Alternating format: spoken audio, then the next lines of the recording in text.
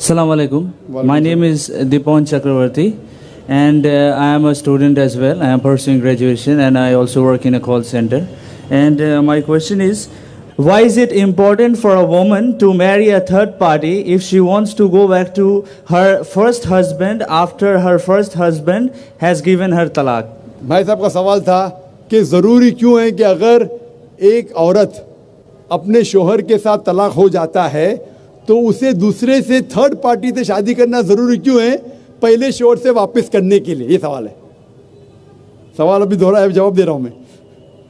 ये लोगों को गलत फहमी है कि अगर मियाँ बीवी का तलाक होता है और अगर वो फिर से शादी करना चाहते हैं, ये गलत फहमी है लोगों की कि उसको तीसरे से शादी करना फ़र्ज़ है। कुरान में साफ तौर पे लिखा हुआ है सूरह बकरा में सूरा नंबर 2 आयत नंबर 228 से लेके 242 तक तलाक का पूरा डिटेल दिया गया है, किस तरीके से तलाक दिया जाता है। पहले मैंने कहा था कि आपस में समझौता होना चाहिए, नहीं होता है तो गेट एन आर्बिट्रर, एक बड़े को बुलाओ, शोहर की तरफ से बीवी की तरफ से समझौता करो, नहीं होता है तो तलाक बोलने के बाद इद्दत के 3 माह है। कुरान में लिखा है सूरह बकरा सूरा नंबर 2 आयत नंबर 228 के 3 माह, 3 महीने, 3 menstrual cycle is the period of waiting इद्दत। 3 महीने के बाद the divorce is completed। लेकिन 3 महीने के दरमियान अगर मियाँ बीवी वापस में रुजू होना चाहते तो हो सकते, तलाक नहीं होता है। लेकिन अगर 3 महीने तक रुजू नहीं होते और अलग हो जाते और 1 साल बाद उन्हें ख्याल आता है अरे हमने गलत किया, हम फिर से शादी करना चाहते, तो कुरान की आयत है सूरह बकरा सूरा नंबर 2 आयत number 232, do not prevent the women from marrying the former husband. आप औरतों को अपने पुराने शोहर से शादी करने से मत रोकिए, तो वो औरत फिर से अपने पहले शोहर से शादी कर सकती है, लेकिन नया निकाह नया महर, न्यू मैरिज न्यू महर। No no no, what you are saying is a misconception. I come to it. लोग समझते हलाला की ज़रूरत है, हलाला जैसी कोई चीज़ कुरान में है नहीं, मैं उसके ऊपर आऊँगा। लेकिन फिर से शादी करने के बाद फिर से इन लोग ज़िंदगी बसर करते हैं, 3-4 साल बाद फिर से कुछ नाइत्तेफाकी होती है, फिर से तलाक। वही तरीके से समझौता करो, बड़े को लेके आओ, तलाक बोलो, 3 माह रुको, फिर जाओ, फिर से 2 साल बाद याद आता है नहीं वापिस से रहेंगे, फिर से शादी कर सकते, फिर निकाह, फिर महर, फिर से झगड़ा होता है, फिर तीसरी बार अगर तलाक होता है तो अल्लाह ताला फरमाते सूरह बकरा सूरा नंबर 2 आयत नंबर 230 में कहते कि तीसरी बार अगर तलाक देंगे तो फाइनल, इसके बाद आप फिर से मियाँ बीवी ने, जब तक आप थर्ड को नहीं मैरी करें। इसमें क्यों, ये शादी ब्याह गुड्डा गुड्डी का खेल थोड़ी है। बचपन में गुड्डा गुड्डी का खेल में शादी करो फिर से तलाक दो, एक दिन में 10 बार शादी कर सकते, बराबर ना। ये जिंदगी गुड्डा गुड्डी का खेल थोड़ी है। 3 महीने लगता है तलाक के लिए, इतना टाइम लगता है, प्राइवेट मीटिंग, फिर बड़े लोग से मीटिंग, फिर 3 माह, फिर जुड़ो प्यार से, एक दूसरे पे कीचड़ मत उछालो, फिर शादी करो। मैंने मेरी जिंदगी में किसको भी नहीं देखा जो सही तरीके से तीसरी बार तलाक हुआ, मैं देखा नहीं अभी तक के। 1 बार हुआ देखा होगा, 2 बार, तीसरी बार तो देखा ही नहीं मैं। ये अगर आप गुड्डा गुड्डी का खेल करते तो फिर 1 बार आपने रिजेक्ट किया, 2 बार रिजेक्ट किया, 3rd बार फाइनल, फिर आप दूसरे से शादी करो। आप प्लान नहीं कर सकते, आप दूसरे से शादी करो और रो। और फिर पता लगा आपको मैं पहले शोहर से नाराज थी, सिर्फ दिन में 6 घंटा देते थे, ये नया शोहर तो 2 घंटा देता है, तो पहला वाला अच्छा। नो, दाल आटे का भाव मालूम पड़ेगा। मेरी माँ मुझसे कहती थी मार्केट जाएंगे तो दाल आटे का भाव, दाल और आटे का भाव, आप समझे ना।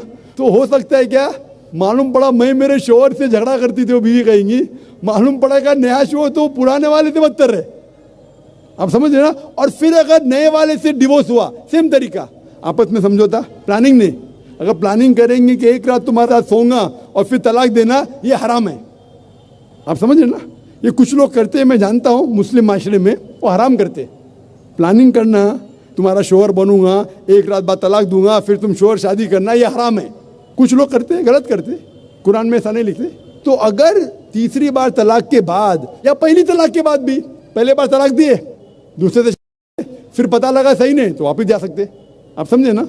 तो ये जो है ज़रूरी है थर्ड पार्टी के पास जाना, अगर 3 बार सही तरीके से तलाक हो तो इस्लाम में इतनी छूट है माशाअल्लाह, और इतना सही मजहब है, it's the most practical way of life. Hope that answers the question. Good evening. I am Principal Ram Shinde, retired. I want to ask a question. जैसा कि आपने अभी कहा कि हिंदू मजहब हो, इस्लाम मजहब हो या ईसाई मजहब हो, उन सब में बहुत सी समानता, इक्वलिटी पाई जाती है. फिर भी इन मजहब को लेकर सदियों से संघर्ष, कॉन्फ्लिक्ट और मनमुटाव क्यों? इस संदर्भ में मेरा मानना है कि यदि मजहब ही आपको चाहिए तो इंसानियत एंड नथिंग बट इंसानियत, दैट इज मानव धर्म, यह एक नया जमाने की नई तकाजा है. इस पर आपकी क्या राय है? हमारे हिंदू भाई ने बहुत अच्छा सवाल पूछा है कि ईसाईयत में, इस्लाम में, हिंदू धर्म में काफी अक्सानियत है, फिर भी संघर्ष है, हमेशा लड़ना झगड़ना.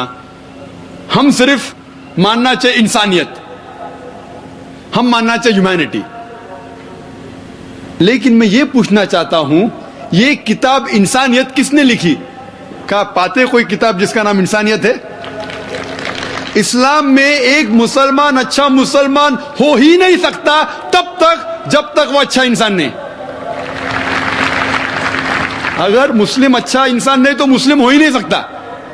अच्छा इंसान होना बहुत जरूरी है. आप कह रहे हैं कि स्कूल 10th स्टैंडर्ड पास करो, मैं कह रहा हूं ग्रेजुएशन करो. तो इंसानियत is 10th standard, Islam is graduation, post graduation एकदम. इस किताब कुरान में आप एक भी आयत नहीं दिखा सकते जो इंसानियत के खिलाफ है. मैं जानता हूं कई दुश्मन इस्लाम, क्रिटिक्स ऑफ इस्लाम ने किताबें लिखी इस्लाम के खिलाफ, क्योंकि उन्हें इस्लाम का इल्म नहीं है. कुरान मजीद की एक भी आयत आप मुझे दिखा नहीं सकते जो इंसानियत के खिलाफ है. वो इंसानियत के बारे में ही कह रहा है. आप अगर जाएंगे कोई जंगल में और आप फल खाना चाहते, आपको पता नहीं कौन सा फल जहरीला है क्या नहीं, तो आप पूछेंगे ना किससे तो पूछेंगे भाई कौन सा जहरीला है क्या नहीं. आप खुद अगर कोशिश करेंगे तो बहुत जल्दी आप गलत फल खा के मर जाएंगे. आप जब बीमार होते जाते डॉक्टर के पास, सही. तो इसी तरीके से अल्लाह सुब्हाना व तआला, खुदा ने इंसानों को बनाया है. खुदा से बेहतर कौन जानता है जिंदगी किस तरीके से जीना चाहिए?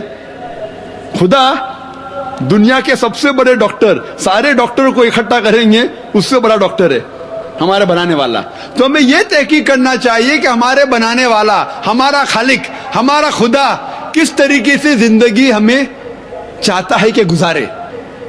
तो मैं ये कहता हूं कि आप कम से कम ये मानिए कि एक किताब, कम से कम एक किताब खुदा की तरफ से 100% सही है. हिंदू कहेगा मेरी वेदा खुदा की किताब है, ईसाई कहेगा बाइबल, मुस्लिम कहेंगे कुरान. फिर मैं कहता हूं जो चीज इन तीनों किताबों में यकसा है, कम से कम उस पे तो अमल करो. जो इख्तिलाफ है, इख्तिलाफ होते हैं, मैं नहीं कहता हूं कि सारी चीजें यकसा है, इख्तिलाफ चीजों को बाजू रखो, कम से कम जो यकसा है उसके ऊपर तो अमल करो. जितने अहम मज़ाहिब है दुनिया में, सब में लिखा है कि खुदा एक है, बुत परस्ती हराम है, पैगंबर आने वाले हैं, आखिरी पैगंबर मोहम्मद सल्लल्लाहु अलैहि वसल्लम है, ये दुनिया एक इम्तिहान है आखिरत के लिए. कम से कम इसके ऊपर तो अमल करो. कम से कम हम आज वादा करें कि खुदा के अलावा किसी और की इबादत ना करे, एक खुदा की, बुत परस्ती ना करे, आखिरी पैगंबर मोहम्मद सल्लल्लाहु अलैहि वसल्लम में माने. सैकड़ों हवाले हैं वेदा में जिसमें लिखा है कि मोहम्मद सल्लल्लाहु अलैहि वसल्लम आने वाले हैं. बाइबल में भी लिखा है.